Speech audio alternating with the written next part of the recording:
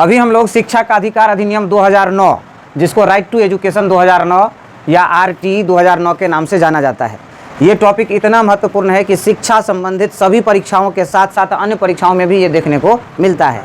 और टीचर वाला में सभी परीक्षा में इससे प्रश्न आए हैं। हेड मास्टर वाले प्रश्न में 2 से 3 प्रश्न आए हैं। इसके साथ आपको सीटेट वगैरह एवं अन्य गवर्नमेंट की जो परीक्षाएं होती है शिक्षक संबंधित, सब में 2-3 प्रश्न कॉमन है इस टॉपिक से। इसीलिए जो अभी हम लोग BPSC के थ्रू एग्जाम देंगे उसमें भी इससे प्रश्न आना लगभग तय है, और 2 से कम भी नहीं, ज़्यादा जो भी हो। तो इसी दृष्टिकोण से ये हम लोग के लिए महत्वपूर्ण हो जाता है। और इसके अंतर्गत आज हम लोग देखते हैं RT 2009 है क्या।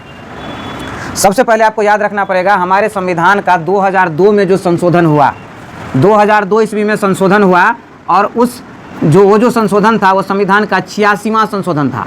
कौन सा था? 86वां संशोधन था। 86th अमेंडमेंट, जो उसका संविधान में कोई चीज़ बदलाव किया जाता है, चेंजिंग किया जाता है, तो संविधान के 86वां संशोधन के अंतर्गत उसके अनुच्छेद 21A, अनुच्छेद तो बाद में होता है, एक तो चीज़ इसमें नहीं दिया हुआ है, मैं अपनी ओर से जोड़ देता हूँ। भाग 3 में हुआ है ये संशोधन, भाग 3 में। संविधान के 86वां संशोधन भाग 3 में उसके आर्टिकल 21A, आर्टिकल माने अनुच्छेद 21A, अनुच्छेद 21A भाग 3 86वां संशोधन 2002 में। इसमें हुआ क्या बात, तो 6 से 14 वर्ष तक के सभी बच्चों को मुफ्त एवं अनिवार्य शिक्षा देने का प्रावधान किया गया। 6 से 14 वर्ष तक के सभी बच्चों को मुफ्त में, और निश्चित रूप से अनिवार्य है, ऐसा नहीं कि आपके मन है कि हम नहीं शिक्षा दिलवाएंगे, सो नहीं, शिक्षा दिलवाना ही पड़ेगा। 6 से 14 वर्ष के सभी बच्चों को शिक्षा दिलवाना है, और सरकार उसके लिए मुफ्त में व्यवस्था की हुई है। तो एक बार मेरे साथ आप देख लीजिए, ईस्वी याद रखिए 2002, संविधान का कौन सा संशोधन? 86वां संशोधन, और भाग कौन सा? उसके अनुच्छेद, इसके अंतर्गत क्या किया गया है? मुफ्त एवं अनिवार्य शिक्षा देने का प्रावधान किया गया सरकार की ओर से। अच्छा, लोकसभा में ये नियम 4 अगस्त 2009 को ही पारित हुआ। 4 अगस्त 2009 को ही ये लोकसभा में पारित हो गया था, लेकिन तभी लागू नहीं हुआ था। लागू कब हुआ है? 1 अप्रैल 2010 से पूरे देश में ये लागू हो गया था। नाम है शिक्षा का अधिकार अधिनियम 2009, लेकिन लागू हुआ 1 अप्रैल 2010 से। चूंकि ये जो पारित हुआ था 4 अगस्त 2009 को हुआ था पारित, तब पारित होने का डेट अलग है 4 अगस्त 2009, लेकिन पूछा जाता है ज़्यादा लागू कब हुआ? 1 अप्रैल 2010 प्रस्ताव लाया गया था, और फिर उसको पारित भी कर दिया गया अगस्त को, 4 अगस्त को। समझ गए? पूरे देश में लागू हुआ था 1 अप्रैल 2010 को। अब बात करते हैं इसके तहत कौन कौन से धारा में चेंजेज हुए हैं। तो धारा 12 पहला है, ध्यान दीजिए। धारा 12 में क्या है कि निजी प्राइवेट विद्यालयों में गरीब बच्चों के लिए आरक्षण, जो प्राइवेट विद्यालय है, निजी विद्यालय है, उसमें गरीब बच्चों के लिए आरक्षण है। किस बच्चे के लिए? गरीब बच्चों के लिए 25% आरक्षण है, 25% आरक्षण है। 100 सीट में से 25 सीट है गरीब बच्चों के लिए। और ये तो आप समझ गए कि गरीब बच्चों के लिए प्राइवेट स्कूल में कितना आरक्षण है? 25%।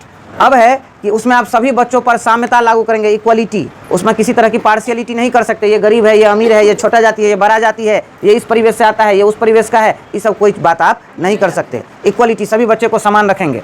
अब जैसे ही गरीब बच्चा का एडमिशन हुआ 25%, तो आप उसके साथ कोई दुर्व्यवहार नहीं कर सकते। आगे आ जाइए, ये तो हो गया है। अब है धारा 13, धारा 12 समझे? प्राइवेट स्कूल में गरीब बच्चों के लिए कितना सीट आरक्षित है? 25%। अब आ जाइए धारा 13 में, कहता है कि no capitation fees and screening test procedure for admission. गरीब बच्चा को एडमिशन के लिए आप किसी तरह का टेस्ट नहीं ले सकते, समझ गए? किसी तरह का फीस नहीं ले सकते, न ही उसके माता पिता का इंटरव्यू ले सकते। आपने झंझारपुर में या अन्य जगह इधर नहीं है, लेकिन बड़े बड़े विद्यालयों में, शहरों में माता पिता की इंटरव्यू होती है। अब माता पिता यदि पास करेंगे तो अब बच्चा का एडमिशन होगा। जाने के तो गरीब है। अगर इतना पढ़ा लिखा रहता, ये सब इतना पढ़ा लिखा गार्जियन रहता तो गरीबे नहीं होता, समझ गए? तो गरीब बच्चों के माता पिता से आप कोई भी स्क्रीनिंग टेस्ट, उससे कोई भी परीक्षा, कोई भी इंटरव्यू ना तो बच्चा से ले सकते हैं, ना ही उसके पेरेंट्स से ले सकते हैं। आपको एडमिशन लेना है, ये बहाना है। माता पिता को ले लिया, आप फेल कर दिया कि आप लोग का बच्चा का एडमिशन इसमें नहीं होगा, आप फिर इस पर दूसरे वर्ग के बच्चा का एडमिशन कर लिया, समझ गए? तो इसके लिए नियम है कि, तो हम लोग भी क्या है, नहीं हुआ एडमिशन तो मुंह घुमा के दूसरा स्कूल देख लिए, समझ गए? यदि आप कानूनन जाइएगा तो इस धारा के तहत उसको एडमिशन लेना पड़ेगा, लेकिन हम लोग के पास भी समय नहीं है, इसलिए अच्छा दूसरे स्कूल में कौन ही लोचा में पढ़े, इसलिए लोग इस सब धारा उरा पर कोई ध्यान नहीं देता है। लेकिन नियम है, गरीब बच्चे को आप फी भी नहीं ले सकते हैं, आप कोई टेस्ट भी नहीं ले सकते, उसके मदर फादर का भी कुछ नहीं ले सकते हैं। फी लीजिएगा, जुर्माना होगा, पेनल्टी लगेगी स्कूल वाले को। समझ गए? इतना तक कन्फर्म है? चलिए, अब धारा 12 हो गया। 12 में है 25% सीट आरक्षित। 13 में है कि एडमिशन के लिए कोई आप टेस्ट उस्ट नहीं ले सकते, फी लीजिएगा, पेनाल्टी लगेगा, जुर्माना होगा। धारा 14, बहुत बार होता है प्राइवेट स्कूल जाते जाते पहले जन्म प्रमाण पत्र मांगता है। समझ गए? गरीब आदमी को क्या होता है, तो बच्चा घर में भी हो गया तो उतना ध्यान नहीं दिया, जन्म प्रमाण पत्र पड़ा, हॉस्पिटलों में हुआ तो उसको ज्ञान नहीं है कि भी ले ले। हालांकि अब जागरूक हुए हैं लोग, लेकिन पहले ऐसा नहीं था। बहुत लोगों को नहीं है जन्म प्रमाण पत्र, तो बहुत लोगों को नहीं, तो उसके बच्चे का एडमिशन तकेगा, जब वो नहीं रहेगा तब आपका एडमिशन नहीं होगा। ये और भी बुरा है। समझ गए? कहा कि आप एज प्रूफ नहीं भी रहेगा ना तो भी आप एडमिशन से इनकार नहीं कर सकते हैं। जाने बुझ के वो गरीब है, उसको ज्ञान नहीं है, इसका एडमिशन लेना पड़ेगा। तो हम लोग उसके लिए थोड़ा बहुत प्रयास कर सकते हैं। हॉस्पिटल में अगर जन्म लिया होगा बच्चा, तो अगर आपको डेट पता है तो उस डेट को आपको मिल जाएगा, वहाँ से कोई भी आपके पास पेपर हो तो मिल जाएगा, वहाँ से जन्म प्रमाण पत्र। वहाँ नहीं तो आंगनबाड़ी केंद्र से मिल जाएगा। अगर यहाँ भी नहीं रिकॉर्ड मिलता है तो सीधे तौर पर कोर्ट जाइए, खुला हुआ है, एक तो एफिडेविट बनाइए कि फलना कुमार मेरा बेटा है, इसका जन्म तिथि फलना तारीख को हुआ है और इसमें अगर कोई गलती हो तो हमको पनिशमेंट दिया जा सकता है। समझ गए? एफिडेविट बना के दीजिए, उसका क्या हो जाएगा, एडमिशन हो जाएगा। लेकिन प्राइवेट स्कूल वाले अब इसको माने कि ना माने इस बात अलग है, लेकिन RT 2009 में ये चीज़ है। एफिडेविट पर भी एडमिशन आपको लेना है, लेता है वो। समझ गए? ये हो गया। अभी धारा 14 समझ गए? एज प्रूफ डिमांड नहीं कर सकता, अगर डिमांड करे तो आप ये सब प्रयास कर सकते हैं। अंत में एफिडेविट सबको बनता है, उससे एडमिशन वो ले सकता है। अगला है धारा 16। देखिए धारा 16 धारा 15 छूट गया। 15 में है एडमिशन जो लेगा तो उसको जानकारी नहीं है कि कब सेशन शुरू हुआ है, कब बीच है। तो कई गार्जियन लेट सेट आते हैं एडमिशन लेने के लिए, तो वो कहेगा क्या कि सेशन तो शुरू हो गया, 6 महीना पढ़ाई हो गया, अब एडमिशन होगा, डेट खत्म हो गया, जाइए जाइए जाइए। तो अब कोनो बाबू जान पहचान के तो मिले फलना बाबू किसी तरह तो नहीं, तो पहले कहते ना, अब तो समय तो अब बीत गया, पहले कहते एडमिशन लेना था तो कुछ नहीं होगा। उसको कोई जानकारी नहीं है, मूर्ख है, वो एडमिशन लेगा। 6 महीना हो गया पढ़ाई, कोई मतलब नहीं, एडमिशन लेगा। समझ गए? शैक्षणिक सत्र के प्रारंभ हो या बीच हो, एडमिशन लेना होगा RT 2009 के अंतर्गत। समझ गए? उसके बाद ये भी समझ गए, धारा 15 था ये। धारा 16 बहुत इसका नियम एक तो बन गया है कि 8वीं क्लास तक न तो आप बच्चा को फेल कर सकते हैं और न ही विद्यालय से निष्कासन कर सकते हैं। 8वीं कक्षा तक के बच्चों को न तो फेल किया जा सकता है और न ही विद्यालय से निष्कासित किया जा सकता है। तब है क्या कि ये थोड़ा सा कमजोरी है, इसमें लक्षण है, बच्चा भी कुछ ये हो जाता है इससे। तो इसके लिए एक तो 2019 में सुब्रह्मण्यम कमेटी बनी। तो 2019 में जो सुब्रह्मण्यम कमेटी बनी है, सुब्रह्मण्यम कमेटी क्या कहा? अब सबसे बड़ी बात है कि प्राइवेट स्कूल में फेल का कोई बातें नहीं, सरकारियों में नहीं है, 8वां तक फेल का कोई चर्चा नहीं है। तब कहा क्या आखिर 9वां में क्या होगा, 8वां के बाद क्या होगा? तो सुब्रह्मण्यम कमेटी आई, अगर 8वां में फेल हो जाए तब, 9वां में हो जाए तब। तो सुब्रह्मण्यम कमेटी कहा कि फेल हो गया तो उसको फेल मत कहिए, उसका 2 महीना ट्रेनिंग दीजिए। DAV सब में अभी भी होता है, 2 महीना बाद फिर एग्जाम करा दिया, कुछ दिन के बाद री एग्जाम करा दिया, परीक्षा में फेल कर गया, 2 मंथ्स उसका ट्रेनिंग देना है और उसका री एग्जाम कराना है, फिर से परीक्षा लेनी है। तब कहेंगे सर फिर फेल कर गया, तो फिर फेल करना ही नहीं है, फिर क्या करना है, पास करना है, माने फेल करना ही नहीं। यहीं पास कर दीजिए तो झंझट मुक्त रहिएगा, नहीं तो इतना टेंशन लेने के बाद भी क्या करना है, पास करना है। कितना भी बज्जर भूसकोल हो, सिलोट हो, उसको पास करना है। समझ गए? ये हो गया धारा आपका 16। उसके बाद आ जाइए आप यहाँ पर धारा 17।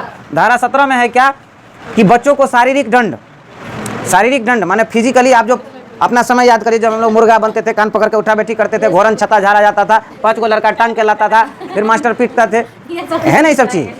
अब वो समय नहीं है, ना तो मारना पीटना तो दूर है, उसको आप प्रताड़ित भी नहीं कर सकते। आप ये भी नहीं कह सकते कि भूसकोल हो, आप ये भी नहीं कह सकते कि तुम किस परिवेश से आते हो, आप उसको प्रताड़ित भी नहीं कर सकते, आप उसको 2 शब्द कह नहीं सकते। मारना पीटना तो दूर है, नहीं तो इस धारा के तहत आप पर कानूनी कार्रवाई की जाएगी। बच्चों को शारीरिक दंड, फिजिकली पनिशमेंट नहीं दे सकते, बच्चे को प्रताड़ित नहीं कर सकते, उसको बुरा भला नहीं कह सकते। समझ गए? अब है धारा 17 के बाद एक बार आ जाता है 24 पर। इस बीच में इससे रिलेटेड धारा नहीं है। धारा 24 में टीचर्स के ड्यूटीज है। हम लोग का क्या ड्यूटीज है? पहला ड्यूटी है पंक्चुअल होना। पहले हम लोग क्या हो जाएं, अपने समय का ख्याल रखें, टाइम पर आए, टाइम पर पढ़ाएं। समझ गए? पंक्चुअल रहे, एक्टिव रहे, अपने काम में एकदम दक्ष रहे, तैयार रहें। दूसरा है करिकुलम को समय से, आप पाठ्यक्रम को समय से पूरा करिए, जो भी सिलेबस है उसको टाइम से आप पूरा करिए। अगला है आपको शिक्षण में बच्चों के मानसिक स्तर का ध्यान रखिए। आप जब पढ़ाने लगिए तो बच्चों के मानसिक स्तर का ध्यान रखिए। हम लोग, अब कॉलेज का नाम नहीं लेंगे क्योंकि बदनामी, हम अपने कॉलेज में इंटर में पढ़ते थे तो एक केमिस्ट्री के सर आते थे, तो वो क्या करते थे, एक तो बड़ा हिसाब एक पुर्जा में लिख के लाते थे, भारी भरकम। हम लोग 11वीं 12वीं के विद्यार्थी थे, हर शुक्रवार को उनका क्लास लगता था, फर्स्ट पीरियड। आकर के बोर्ड पर वो हिसाब लिख देते थे, मोल कंसेप्ट का। तो ऐसा हिसाब रहता था कि न किसी से बनता था और न वो बताते थे, समझ गए। अब न हम बना पाए और न वो बताए। देख लीजिए, क्या कहे कि आप लोग बनाइए और नहीं होगा तो हम बता देंगे। बैठ जाते थे यहाँ, खैनी खाते थे, अपना मोबाइल छोटा वाला तब चलता था, तो वो मोबाइल से अपना बतियाते रहते थे। हुआ क्या, तो घंटी बेल बज गई, 50 मिनट की घंटी होती थी, घंटी लगा, सर उठे, बोले कि ठीक है तो अगले कक्षा में हम लोग इस हिसाब पर चर्चा करेंगे। चले गए, फिर अगला शुक्र आए तो फिर एगो पुर्जा लेते आया, लिख दिए इस हिसाब को बनाओ। 2 साल खेप दिए इसी तरह, वो कभी एक को हिसाब नहीं बताए, रिकॉर्ड है, समझ गए। क्योंकि न हम लोग से किसी से बना, कारण था कि हमारे स्तर का वो हिसाबे नहीं था, हमारे स्तर का वो हिसाबे नहीं था कि हम बना पाते। बहुत भारी भरकम हिसाब था, हम लोग कभी बनाए नहीं, वो कभी बताए नहीं। ऐसा करने का क्या तो यही है कि आप बच्चे को शिक्षण के दौरान जिस क्लास के बच्चे को पढ़ा रहे हैं उसी टाइप का आप पढ़ाई कराइए। अंट मंट कुछ ला के पहला के बच्चा को 5वां वाला हिसाब लिख दिया कि बनाओ तब हम घूम के आते हैं, संभव नहीं है। बच्चे के मानसिक स्तर को ध्यान में रख के ही काम करिए। अगला है आपको कि आप पेरेंट्स मीटिंग करते रहिए, बीच बीच में बच्चों के लिए उचित निर्देशन की जरूरत होती है। निर्देशन क्या होता है, जब हम लोग साइकोलॉजी पढ़ते हैं ना, तो साइकोलॉजी का कई भाग है, उसमें एक साइकोलॉजी है चाइल्ड साइकोलॉजी। चाइल्ड साइकोलॉजी मतलब बच्चे के मनोविज्ञान को पढ़ना। तो जब हम लोग बच्चे के मनोविज्ञान को पढ़ते हैं तो ये पता लगाते हैं कि बच्चा अमुक उम्र में, इस उम्र में उसकी मानसिक स्थिति क्या है, वो कैसा परिवेश पकड़ रहा है, उसको किस चीज़ की जरूरी है, उसके लिए हम लोग उसका उचित मार्गदर्शन करते हैं। तो उचित मार्गदर्शन जो करेंगे तो थोड़ा बहुत हम लोग भी करते हैं, लेकिन उनके पेरेंट्स को भी आपको बताना है कि इसको इस बात पर ध्यान देना है। इसी कारण से निर्देशन के लिए उसको क्या करना है, टीचर पेरेंट्स मीटिंग बीच बीच में करते रहना है। और फिर अभी हम आगे देखते हैं अगला धारा। देखिए, अभी तक हम लोग जो धारा पढ़ लिए, उसके बाद जो आती है धारा वो है 27। धारा 27 में कहा गया कि शिक्षकों को गैर शैक्षणिक कार्य में नहीं लगाया जा सकता। क्या लिखा गया है, गैर शैक्षणिक कार्य में शिक्षकों को नहीं लगाया जा सकता। गैर शैक्षणिक मतलब शिक्षा के अलावा कोई भी काम हो तो वो हो जाता है गैर शैक्षणिक, उसमें नहीं लगाया जा सकता। अभी कल परसों में अमित लोग को लगा दिया गया कुशेश्वर स्थान में, समझ गए, बाढ़ राहत कार्य में, समझ गए। बाढ़ आया नहीं, अभी से राहत कार्य में लगा दिया गया। इधर हम लोग अभी जाति जनगणना अभी स्थगित कर दी गई है, उसमें हम लोग थे ही, मान लीजिए, या सभी शिक्षक लोग उसमें इन्वॉल्व थे। तो जाति आधारित जनगणना या कोई भी जनगणना, उसमें शिक्षकों को नहीं लगाया जा सकता। कोरोना आया था आपदा प्रबंधन वाला, उसमें स्कूल सब में सब शिक्षकों का ड्यूटी लगाया गया। उसके बाद इलेक्शन तो बुझबे करते हैं, तो ये सारा चीज़ जो है गैर शैक्षणिक कार्य के अंतर्गत। उसके बाद मुर्गा गिनना, बत्तख गिनना, गाय भैंस, यहाँ तक कि बहुत सारा काम शिक्षकों से कराया जाता है, तो उसमें शिक्षक को नहीं लगाना है धारा 27 के तहत, समझ गए। आ जाइए आप अगला, अब ये धारा खत्म होती है, यहाँ से छात्र और शिक्षक का कुछ अनुपात इंपॉर्टेंट है, उसे देखिए। जनरली साधारणतया प्राइमरी स्कूल में 1 से 5 वाला क्लास में, प्राइमरी स्कूल में 30 विद्यार्थी पर 1 टीचर चाहिए। उच्च प्राथमिक माने 6 से 8 में 35 विद्यार्थी पर 1 शिक्षक चाहिए। प्राइमरी पर 30, प्राइमरी में कितना, उच्च प्राथमिक में 35 पर 1। लेकिन कक्षा 1 से 8 तक में कहीं भी किसी भी कक्षा में अगर 200 से अधिक बच्चा हो जाए, पहला हो या दूसरा हो या तीसरा हो, 200 से अधिक हो गया, तो आप 40 पर 1 शिक्षक लगाने का प्रावधान यहाँ किया गया है। सुनिए, बहुत ही अति कंफ्यूजन है। जनरली प्राइमरी स्कूल में 1 से 5 में 30 विद्यार्थी पर 1 शिक्षक, और 6 से 8 में 40 विद्यार्थी पर 1 शिक्षक, 35 पर 1 शिक्षक। लेकिन यदि किसी कक्षा में विद्यार्थियों की संख्या 200 से अधिक होने लगेगा, तो उस स्थिति में इन सबको हटा करके, चाहे पहला से 5वां हो चाहे छठा से 8वां हो, पहला से एक बार 8वां तक में 40 पर 1 शिक्षक। इसी में अभी यूपी में विवाद फंसा हुआ था कुछ दिन पहले, शिक्षक बहाली में 2 अभ्यर्थी हल्ला कर रहे थे शिक्षक की बहाली करने के लिए, सरकार निकम्मी है, ये है, वो है, ये सरकार मुर्दाबाद वैसे कर रहा था। तो ये वाला नियम निकल गया। ये जो नियम निकल गया तो यूपी सरकार दिखा दी कि हमको जितना विद्यार्थी है इस अनुपात में हम सफिशिएंट है, हमको कोई टीचर नहीं चाहिए, समझ गए। तो वो विवाद काफ़ी दिन तक चर्चा में रहा था।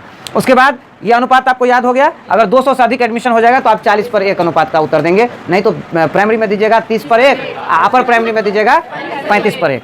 प्राथमिक स्तर पर 150 से अधिक छात्र होने पर, मतलब प्राइमरी स्कूल में अगर छात्र की संख्या 150 से अधिक हो जा रही है, इस स्थिति में 1 प्रधानाध्यापक चाहिए और 5 शिक्षक चाहिए। 5वां तक कक्षा होता है ना, तो 1-1 शिक्षक दे दीजिए 5वां तक। एगो स्कूल को मैनेजमेंट के लिए हेड मास्टर चाहिए, तो 1 प्रधानाध्यापक और 5 शिक्षक चाहिए।